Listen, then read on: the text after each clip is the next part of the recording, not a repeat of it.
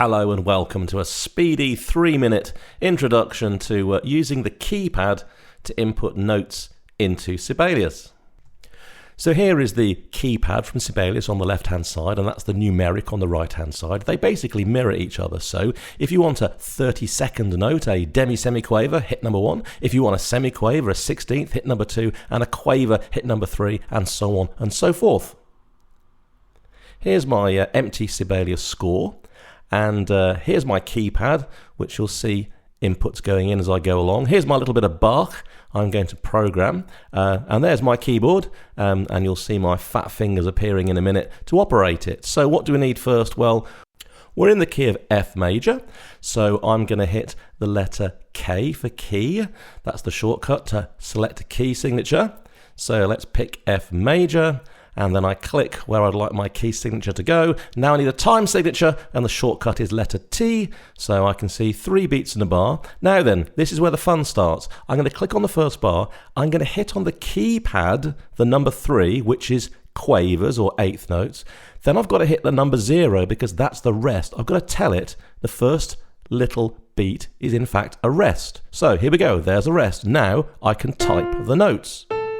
Notice they are all 8th note quavers. That's because I told Sibelius, but now I've got to change because look, I've got semiquavers, 16ths. So I've just hit number 2. And now I'm writing 16th note semiquavers by typing in. Got to go back to 8th notes again now.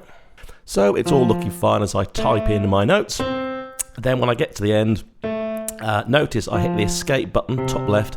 That gets me back to a normal mouse.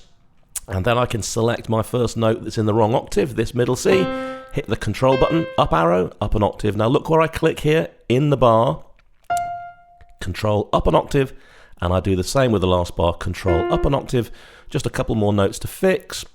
Again, control up an octave, and there's my whole piece. Now, of course, I can spot that it's a pattern, so I'm not going to input all that data again. I'm going to select both these bars by holding down the shift key while clicking. Then I'm going to control C for copy. Then I'm going to paste them into here.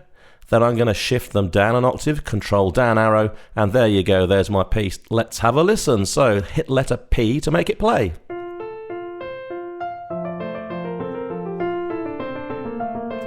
There you go. This is not an exhaustive video. There are lots of other little bits and pieces and toys and other ways you could do it, but basically that's it. Thank you for listening.